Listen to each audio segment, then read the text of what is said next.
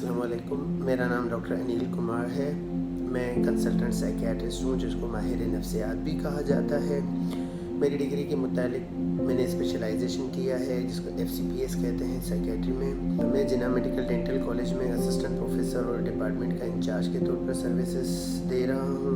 उसके अलावा मैं एग्जीक्यूटिव मेंबर हूँ Pakistan association for mental health, एक NGO है जो बहुत सालों से मेंटल हेल्थ अवेयरनेस पर काम कर रही है। और मैं पाकिस्तान साइकियाट्रिक सोसाइटी का मेंबर हूँ।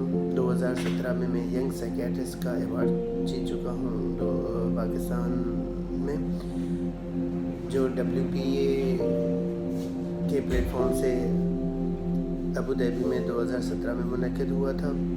साइकियाट्री में मेरा पिछले 10 साल का एक्सपीरियंस है, जिसमें हम मुख्तलिफ़ बीमारियों का इलाज करते हैं, जिसमें डिप्रेशन, जिसको यासिद की बीमारी कहते हैं, एंजाइटी, इख्तलाज, घबराहट, बेचैनी, खौफ की कैफियत, परेशानी, तनाव, शिज़ोफ्रेनिया, बाइपोलर डिसऑर्डर, OCD, जिसको ख़यालात का तसल्लुत व तकरारी अमल कहा जाता है।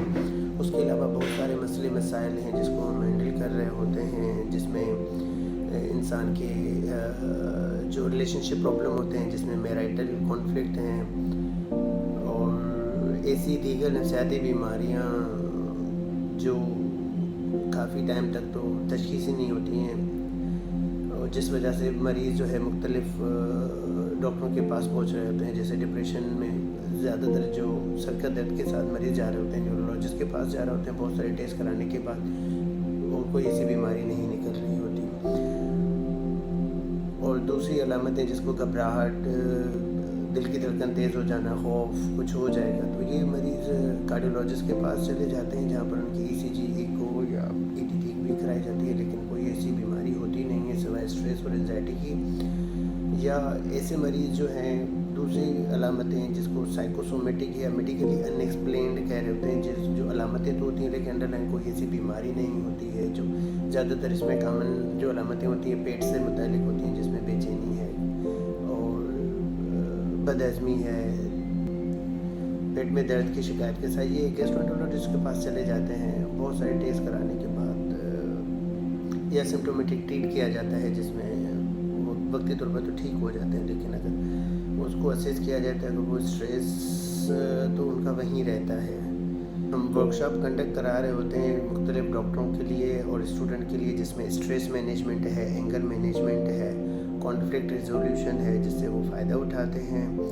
ऐसी अलामतें जो हर एज में मरीज़ मुब्तला हो जाता है, जिसकी वजह से स्ट्रेस हो जाता है, जैसे बड़े बूढ़ों के मसले, जिसमें डिमेंशिया है, डिलीरियम है, और बच्चों के नफ्सियाती मसाइल जो हैं, ज़हनी मसाइल है, वो थोड़े पेचीदा होते हैं, जिस वजह से वो सर के दर्द, पेट के दर्द के प्रेजेंट कर रहे होते हैं, स्कूल नहीं जाते।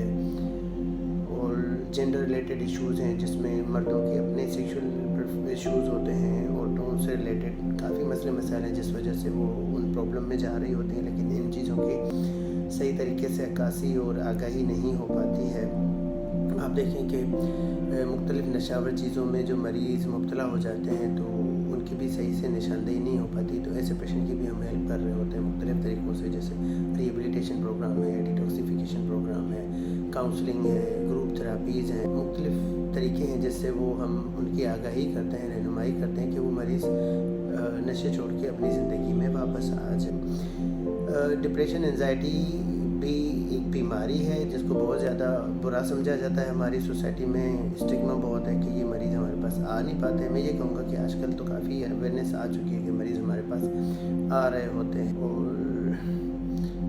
आखिर में ये कहना चाहूँगा कि अगर आपको लंबे अरसे तक, कम से कम 2 हफ्ते या उससे ज़्यादा अगर परेशानी, टेंशन किसी भी वजह से चल रही है, तो आप देर ना करें, प्रोफेशनल हेल्प लें, या आपके इर्द गिर्द आपके दोस्त, आपके रिश्तेदार अगर डिप्रेशन, एंजाइटी में मुब्तला हैं, तो आप उनका इलाज कराएं, उनको गाइड करें, क्योंकि ये बीमारी अगर लंबी हो जाती है तो फिर थोड़ा मुश्किल होता है इलाज करना। जितना जल्दी आप इस चीज़ की निशानदेही करेंगे, जितना जल्दी साइकियाट्रिस्ट के पास आएंगे, तो उसकी तशख़ीस हो पाएगी, उसके दीगर मसले मसाइल को समझा जाएगा और मरीज़ खुद अपनी हेल्प भी कर पाएगा।